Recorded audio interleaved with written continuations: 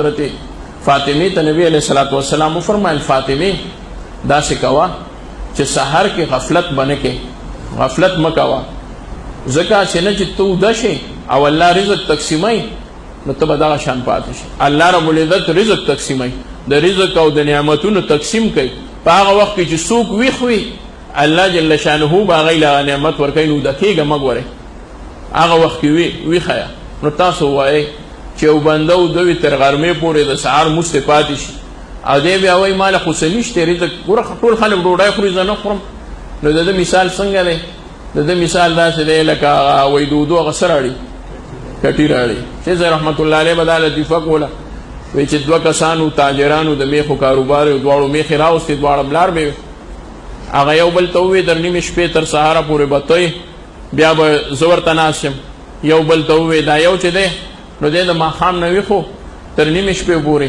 دا بل د نیمې شپې نه ورته ویښو تر سهاره پورې دا چې کوم تر سهاره پورې ویښو نو میخې لنګې شو دواړه نو چې کوم سهاره پورې ویښو دا ویښ بنده د ده میخې چې دی نو کټی راوړو او هغه چې کوم وده نو هغې کټی راوړه ته سوچ وکړه دا خو عجیبه کار دی د څاروي خو چې نارینه وشي بچی نو هغه ښه نه دی ځکه چې کټي سره به څه کوم که کټی وه نو ماله به نور بچي راوړل او نور نسل به سیوا کېدو کټی ګران چې میخه شي د وی راسي دی اوده دی نو د خپل کټې د میخې ته کېده دا کټی دی خپلې میخې ته کېده عدل بدل یې کړل چې عدل بدل یې کړل سهار شه هغه راپاڅېدو نو هغه ویې میخې هلکه وي میخې دواړه الله ورله بچي ورکړي وي څنګه وي لنګې شوي دي وی ښه وی ته وګوره که نه څه راوړي دي وی یاره زه افسوس سره وام خو ستا هغې کټې راوړې زما دې کټی دی شکي شو دی چې شکي شو خو دا بل هم ساده ریښتونه ورته وي څنګه زما دې کټۍ راوړسته وي داسې به شي وکړم چې ستا دې به کټۍ راوړو زما دې به کټۍ د ده نه اوس جواب نه کېږي دی ورته وایه ته اردو هغه خو دغه کټي راوړې نو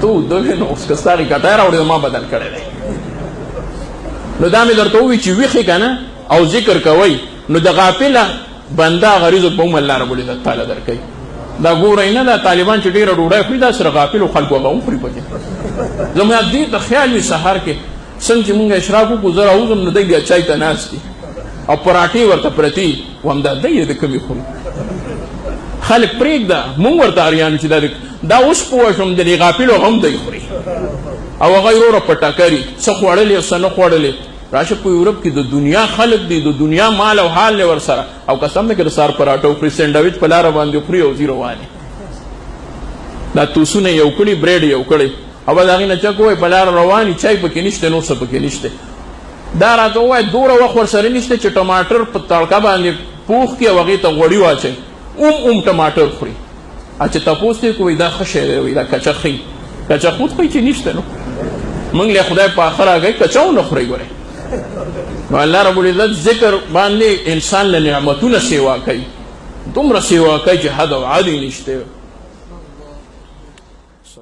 څوک په سهار وخت کې د الله ذکر وکړي هغه به ټوله ورځ په ښه طبیعت سره وي نو حدیث دا دی او وی به فرمایل چې نبي علیه السلام فرمایي چې څوک په ذکر د الله سره وختي سهار پاڅېدو نو دی به طیب النفس وي د طیب النفس معنا خو یو دا ده چې دی به پاک نفس سره وي خو د طیب النفس خوشحاله نفس معنا راځي د عربو هم چې کله والذین تفوزو کې کیف الحال هغه وایي طیب طیب خیم خیم دی به ښه نفس سره پاسي خیم د طیب یوازې پاک معنا نه ده ښه نفس خیم خیم وایي هغه وایي طیب طیب نو دی به په ښه نفس سره پاسي او چې کله دی په ذکر فکر سره پانسي مونځ ناوخته وکړي یا یې ډونه کړي او مشکشر شیخ رحمت الله علیه فرمایل چې پاسي نو د مونځ خو دغه شان حال دی خو راشي هغه سترګې وویني چې سترګې به مې لږې ګنده شوي او کله سره لږ دا دی وموني مخ لاس وکړي او بیا روان شي کار پسې چې تپوس دی وکړي ولې وایي ناوخته دی ګاډي ته کښېني ډیوټۍ له ورشي او بیا واپس راشي او بیا ګیله کوي په پیسو کې برکت نشته ته پاسې دی په خباست سره کار دی په خباست کې شروع کو غفلت کې دی ژوند تیر که او د الله نه د ښه رزق او د خوشحاله ژوند تمه کې نو طیب النفس به هغه فرمایل چې غرغشتو مولانا صاحب رحمت الله علیه چې دا حدیث وی نو هغې ته وخت معلوم او دومره وخت پس هغې ته هر څه معلوم وی حضرت داسې بره وکتل چې خیال کوئ طالبانو ورې د وخته پاسئ الله یادوئ چې حدیث د نبي علیه السلام درته یاد شي. څوک چې پاسي طیب النفس هغه به ټوله ورځ خوشحاله وي په ذکر د الله. چې څوک پاسي هغه به طیب النفس وي. او خبیث النفس به هغه څوک چې په ذکر فکر سره پانسي.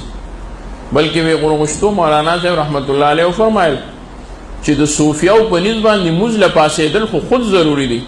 هغه فرمایي چې صوفي او سالک تهجد له پانسي او د بانګ نه مخکې پانسي دی به هم خبیث النفس وي. چې دا یې ووی ما ته دا خبر اوس هم یاد د مشرشي صاحب وایي موږ سره د حضرت غوشتوي رحمت الله علیه زوی هم په هغه کال باندې مولانا رکن الدین صاحب رحمت الله علیه وی هغه وی حضرت خبیث النفس پی وی جی ای ورته جی صاحب وی جی صاحب دی به خبیث النفس وي. یا دا د هغې خبرې دي موږ صرف نقل کوو ورنه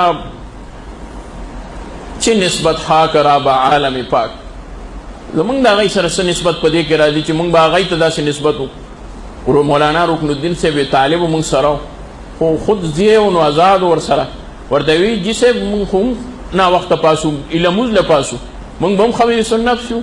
بس هغې باندې جلال غالب شوی دی کې څه شک دی.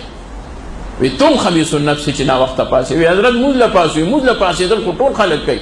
طالب به او سالک به او صوفي به او الله والا به د اذان نه مخکې پاسي چې د الله رب العزت د انواراتو او د تجلیاتو نه معموره شي د سینه. دی به څه وایي بیا خلکو ته مراقبه کې جي حضور نشته مراقبه کوم په پته نه پوهېږم ذکر کوم په پته نه پوهېږم کار کوم برکت پکې نشته ورځ تېره شي پریشانه یم. دا ټولې خبرې د دغې وجې دي. د لویو خلکو په وړو وړو خبرو باندې ګرفت کېږي. د وړو خلکو چې وي نو هغوی که غټ غټ کارونه کوي نو هغوی ته دومره پته نه لګي. حسنات الابرار سیئات المقربین. اوس مونځ خو ډېر لوی شی دی چې بنده هغې له پاسې مونځ له خو عام خلک هم مونځ له پاسې نو چې صوفي او سالک او امي او بې بیعته بې سلوکه بې تصوفه انپړ او جاهل بې قرآنه ویونکی کاري هم نه وي تلاوت هم نشي کولی. هغه او کاري د قرآن تلاوت کوونکی د قرآن په یو وخت پاسي دا امي ځکه تلاوت ونه کړي چې ورځي ولا نه کاري ځکه تلاوت ونه کړي چې ناوخته پاسي. دی چې ما ته ووایه فرق څه شي بس فرق پکې رانغی خبره ختم شو. چې الله ته بنده متوجه شي هر څه به برابر شي. د الله نه بنده وغواړي هر څه به برابر شي. تلاوت د قرآن وکړي هر څه به برابر شي. ذکر فکر سره رس شروع شي ټوله ورځ به طیب النفس وي. او کشر شیخ صاحب رحمت الله علیه به د دې بله معنا هم کوله. هغوی به فرمایل طیب النفس دې ته ویلی شي چې د ده نفس به ټوله ورځ د خوشحاله وي. دی به هم خوشحاله وي خلک به ترې هم خوشحاله وي. خبیث النفس دا دی چې ټوله ورځ به دی هم بوز بزن او غصه وي او خلک به ترې نه هم تنګ وي. دی به هم چې چا سره مخ لګوي نو په ده به بوج کېږي او خلکو باندې به دی بوج کېږي. خبیث النفس بشي. او هغوی بیا دا معنا کوله داسې مې یاده لکه دې ساعت سره چې هغوی بیانوي زه یې اورم. هغوی به فرمایل وی خبیث النفس یو نښه دا ده چې ټوله ورځ به د ده په تندي 12 بجا وي. پښتانه وایي که نه تندي باندې 12 بجا وي. هر وخت به دی داسې وي چې چوي به چې څوک ورته خبره کوي غصه وي. بیبي سره جنګ دی بچو سره جنګ دی شور پې بد لګي ماحول ورته ټول خراب دی چې څه کار کوي هغه سمې نه کوي. دی بیا اخره کوي دا څه چل دی هېڅ چل نه دی. تا خپل رب نه دی یاد کړی چې رب دی یاد کړی هر څه به برابر و. چې الله رب العزت د کوم څیز اهمیت ذکر کوي نو هغې کې خامخا څه حکمت وي. هغې باندې قسم خوري هغې کې خامخا څه حکمت وي. په دې کې حکمت دا دی چې الله رب العزت د سبا په وخت باندې قسم خوري چې دا سبا وخت داسې دی چې هر بنده خپل خپل کار پسې ځي. خو ګورې هغه څوک چې هغه هوښیار وي نو هغه پکې اول د الله عبادت کوي. څه کوي؟ د الله عبادت کوي. د لمونځ اهتمام کوي د ذکر اهتمام کوي د تلاوت اهتمام کوي د دې اهتمام کوي. یو حدیث هم دی نبی علیه الصلاة والسلام فرمایي من صلی صلاة الفجر من صلی هغه څوک چې مونځ وکړي مونځ د سبا فهو فی ذمة الله هغه د الله په ذمه او حفاظت کې راغی. د الله په ذمه او حفاظت کې راغی.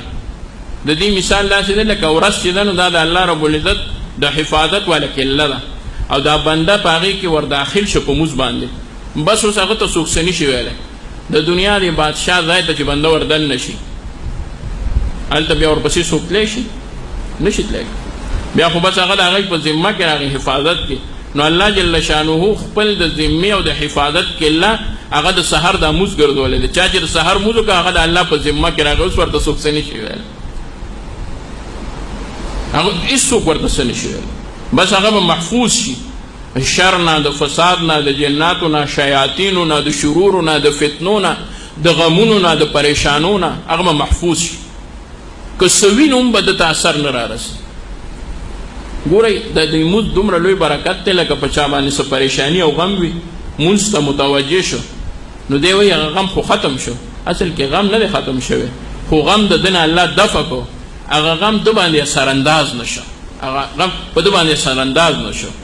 نو الله دې په مونږ او تاسو غمونه نه راولي، خو که په چا څه غم او فکر وي الله دې مونږ او تاسو محفوظ وساتي، چې هغه زمونږ په ذهن، زمونږ په زړه، زمونږ په دماغو باندې اثرانداز نه شي. ځکه نه به بیا عبادت کولی شو، نه به بیا ذکر کولی شو، نه به بیا فکر کولی شو، نه به بیا دلته راتلی شو. داسې مونږ ته خلک وایي دا خو اوزګار دي. واقعي ګوره په دې مه خفه کېږئ چې څوک درته دا خو اوزګار خیل دی. اوزګار خیل یعنې د دی مړه اوزګار بل نشته. بس شکر وباسئ چې د دی مونږ یو اوزګار نه. ون که تاسو پرې اوس د چا کار و نو تاسو به دلته چا لیدلي وئ. زمونږ صاحب صاحب اکثر وایي طالبانو قده چې کار نه کوي قسم که یو راته بیا ناست وئ. هغه تاسو خو اوزګار یئ، نه کار کوئ نه یې کولی شئ، خو بس وی ناست یئ. او چې څوک داسې وي چې هغه الله رب العزت ته ځان وسپاري، الله به هر څه برابر کړي، هر څه به الله برابر کړي. اوس تاسو به بله کارونه، بله خبرې، بله بیګارونه، بله غمونه، بله فکرونه، بله بیماران به تاسو پرېښودي وي. الله رب العزت به انشاءالله د دې ځای په راتلو باندې هغه ټولې خبرې حل کړي او هغه مسلې به حل کړي. خو چې همت مو وکړه دلته الله راوستی نو ګورئ الله رب العزت پکې څومره لوی خیر مقرر کړو. ملاقات وشو، مونځ وشو، تلاوت وشو، ذکر و اذکار وشو، ختمونه وشو، دعاګانې وشوې. نو بس الله مونږ هم د دنیا ته دې له رالیږلي یو چې ټوله ورځ بنده کار کوي، روزګار وي، هر څه کوي، هر څه کوي، او دې مجلس ته پکې مونځ ته پکې نه اوزګارېږي. هغه به څه ژوند وي. الله دې زمونږ د عباداتو، طاعاتو او د بندګۍ والا ژوند نصیب کړي.